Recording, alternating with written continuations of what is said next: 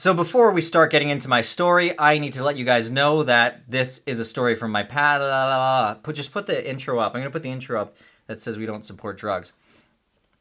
We do not promote the use of legal or illegal psychoactive substances. This video has been created strictly for harm reduction purposes. First of all, this is a pretty interesting story. This is going to be the first video that I've ever made that is about a video that I made that never got released. Basically, what happened was I was filming a video called Shrooms versus DMT, and this was supposed to be my... it would have been like my 10th or 12th video. It was right in the beginning stages of my channel, and it was going to be continuing on the trend of doing the versus videos, and this failure is actually part of the reason why I really slowed the versus videos down. What I did was, while I was still under the influence of the mushrooms, I took the SD card that had all of the footage on it, I got a rock, and I smashed the fuck out of it. I wanted to make damn sure that no one, not even me, would ever see the footage. Now, I've released some pretty crazy shit on YouTube before, so you've got to think to yourself, it must have been really, really wild for me to smash it with a rock. I wanted to make sure that when I sobered up, I didn't change my mind. I wanted to be sure that while I was in that state, I did the right thing, and the right thing was to destroy all evidence. Anyway, I'm getting ahead of myself. Let's actually tell the story of what happened.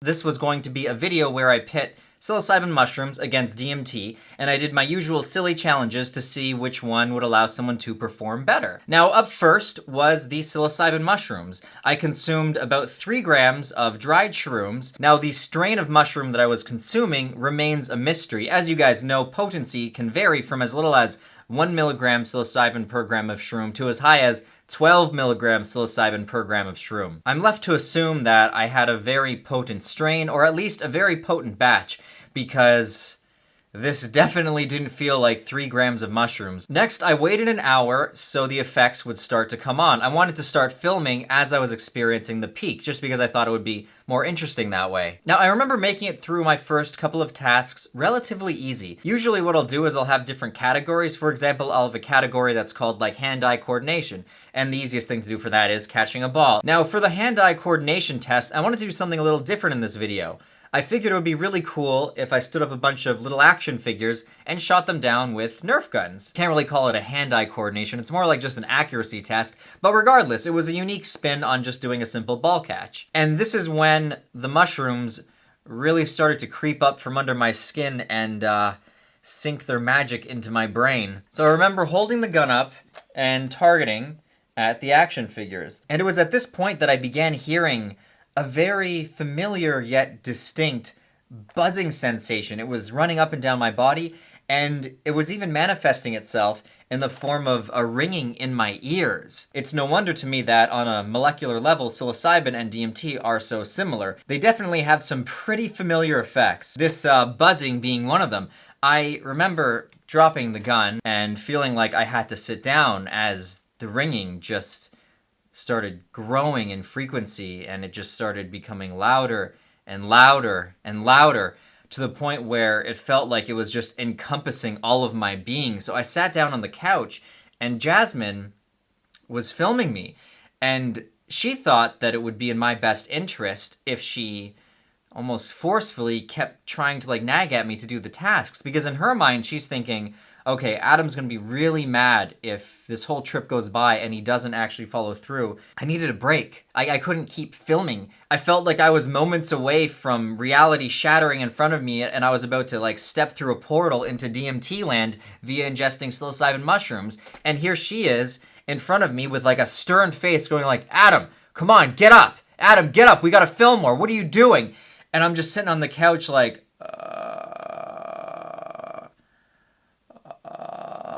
and I could just hear her like this little mouse in the background being like, Adam, come on, we gotta film. Oh, the closed-eyed visuals were spectacular. I guess you would describe this as seeing like kaleidoscope vision with your eyes closed. Except at the same time, there's always this very distinct energy, this distinct feeling that there's some kind of a presence there. I don't know if it's just my mind playing tricks on me, but I always feel like there's some kind of entity trying to make contact with me. Now, keep in mind, I'm doing my very best while all of this buzzing and breaking through nonsense is going on to keep a firm stance in reality. I am very much so aware that I'm filming a video here and I need to document this. So I'm not letting go. I'm struggling to hold on because part of my brain is thinking, okay, if we can keep filming while I'm like almost getting sucked through a portal here, then it's gonna make for a really cool and interesting versus video. Of course, that was my ego talking, and the little psilocybin mushrooms were trying to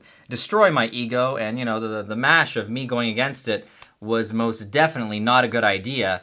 In retrospect, I should have just sat on the couch, zoned Jasmine out, and just let the mushrooms take me for a ride. But of course, instead, I fucked up and I fought to stay in this reality. I didn't let myself go. I grabbed the gun back, and I'm like, okay, Jasmine, okay, I can do this. I remember holding the gun.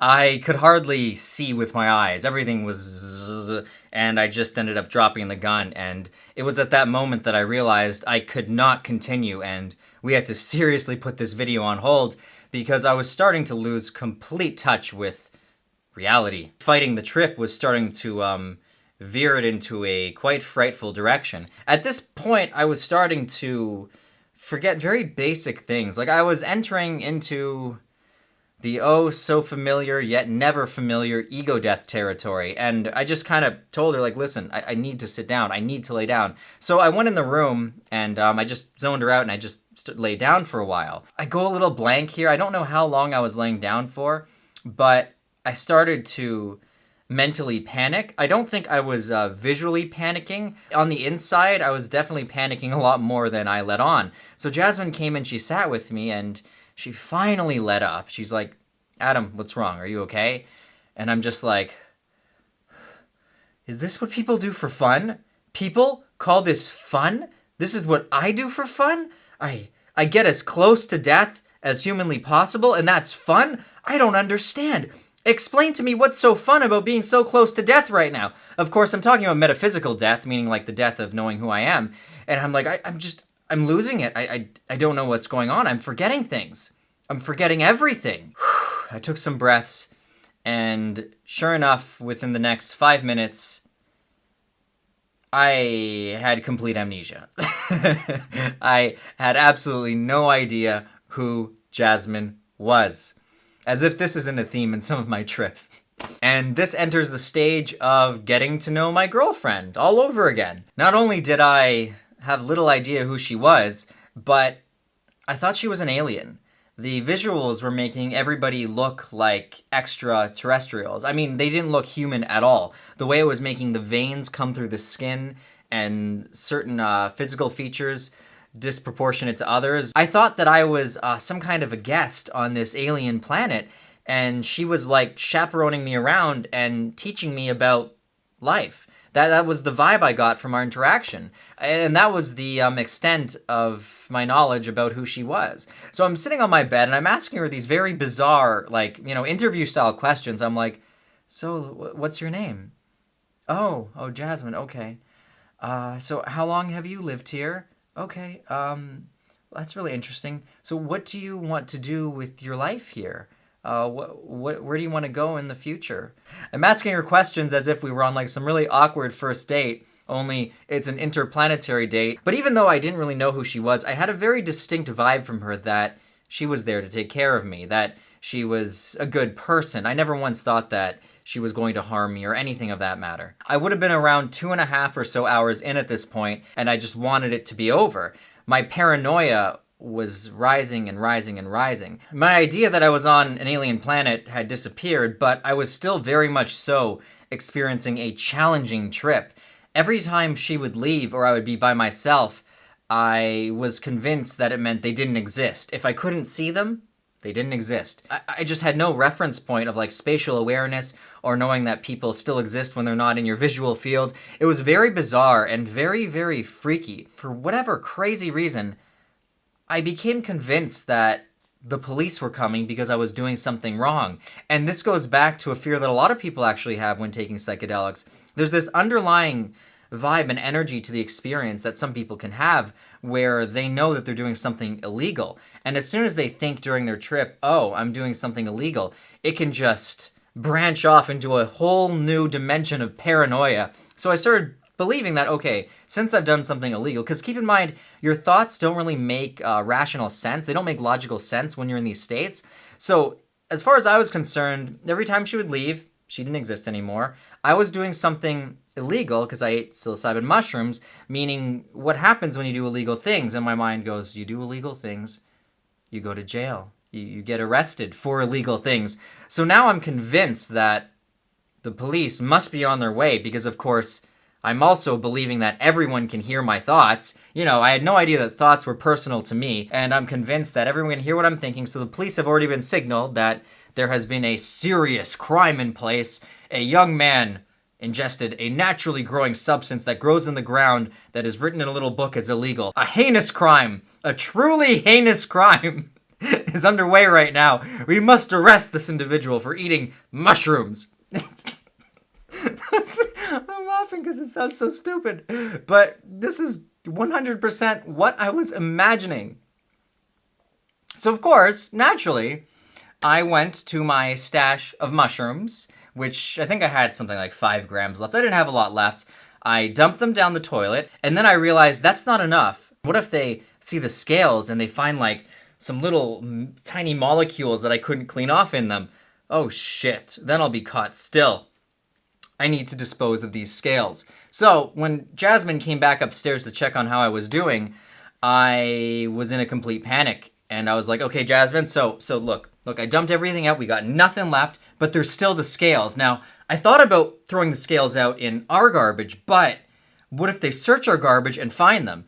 And she's just like, Adam, what are you talking, who? I'm like, what if there's people following me right now? And there was actually a truck outside that was out there for a while, and there was someone sitting in there, which is suspicious. But in that state, I was like, Jasmine, that truck, you see that truck? It's been down there the entire time. It's been down there for at least 2 hours. We might be being watched right now. As I'm getting so paranoid that we're being watched, even though she's completely sober, she's starting to get paranoid that we're being watched. She's like, Adam, that's crazy, but yeah, you know what? It probably would be a good idea to dump it. I'm like, yeah, but we can't dump it here. We have to drive to a random garbage to dump the scales. So she's on board now. She's with me. So we get in the car, and you know she's paranoid the whole time because I'm like checking the mirrors as she's driving. Like, shit, we're being followed. And we went to a garbage that was like, I don't know, 4 or 5 kilometers at least away from my house, and I dumped it. Went back to the house, made sure that it was completely clean for when the cops came to take me, and then I was like, wait. The most important piece of evidence still exists. The motherfucking SD card. I must smash the SD card. Now, smashing the SD card because it had evidence on it wasn't the only thing. I was actually getting a very real message from the Shrooms, and that message was, you need to stop disrespecting us. You need to stop taking psychedelics in these settings that aren't designed for a positive experience, that are actually more so designed to guide a trip into the negative. You need to stop doing this because I don't think your brain can handle it right now. And I was hearing this message loud and clear, and the message was, you can't release this for people to see. No one is ever allowed to see this experience. And I was like, yeah, no one is ever. And then like the mushrooms that are talking to me, of course it's just me talking to my subconscious, are like, yeah, but think about it. You might get sober and then change your mind. And if you sober up and change your mind and release this, only bad things are going to come out of it. And I was like, that's right, only bad things are going to come out of it. Oh no. So took the SD card, went outside in the garden, found a rock, smashed it, bent it in half, smashed it, bent it in half, ripped it up, dug a little hole, buried the remnants of the SD card into the hole, patted it all, put some rocks on it to design it, decorate it a bit, make it look like no one was there and there was nothing, no secret footage of taking mushrooms hiding in there. Went in the house and didn't end now. Next, I mentally prepared myself for what I was going to do when they came to take me away. I was still very much so in the midst of my paranoid delusional experience, almost like a psychotic breakdown trip, and I went upstairs onto my couch, sat down with my girlfriend. I actually called my mom and she came over. I told her I needed to see her and I told her that I loved her. I told my mom that I had taken mushrooms and she was a little concerned but not really. And I was like, I'm fine. I just really wanted to be with you two right now. So we sat upstairs and I remember saying, I really love you both. I love you both so much. I didn't have it in me to tell them, hey guys, I'm about to, the police are coming. I just, of course, if I did tell them, they probably would have easily convinced me that I was fucking crazy because I just made the whole thing up in my head. But, I sat there with them for a while and we watched a show together or something. Sure enough, over the next half hour, I slowly settled back down to reality and I realized, hey, no one's coming. I'm actually fine. And that's the beauty of the psilocybin afterglow is as you come down, even when you have really bad trips, you still feel great. The come downs are fantastic. It's just got this afterglow where you're just, especially during a negative experience, you're just so happy that you didn't go permanently crazy. Just feeling normal is like, like I am not insane. Oh my God, I am not insane. Oh, I'm never taking a substance again. Never. Sure, Adam, sure. Long story short, I sobered up. I realized that I was a pretty big idiot. And that's the story of DMT versus shrooms. The not only unseen video, but the video that the universe told me never to release. Stay tuned because I'm going to recreate the whole thing and this time release it. No, I'm just kidding. I'm not going to do that. The real moral of this story is, you need to respect these psychedelics. If you don't respect them, they're going to kick your ass. Believe you me, these experiences that these simple molecules have the ability to conjure up and send you into are far more powerful than you are. Your ego doesn't stand a chance. Do not embark on this journey of taking any substance. I don't care how light the dose is. Even in a light dose in the wrong set and setting can lead to a painfully paranoid endeavor. Respect these substances. I had to learn the hard way. Please, learn from my mistakes. Don't follow in my footsteps. And try not to have these kind of trips that I had. All this really was my ego thinking that I could handle it to make a video, when in reality, at the time, I could not handle it. And I had to learn the hard way. If you guys enjoyed this video, be sure to leave it a big like, and if you haven't already, subscribe to my channel for weekly psychedelic-related content. A massive shout out to everyone who's supporting us on Patreon. Thank you guys. If you guys want to learn what Patreon is, visit the link and you can check it out there. Till next video, stay safe guys, always test your substances before consuming them, and till next time, I bid you guys farewell.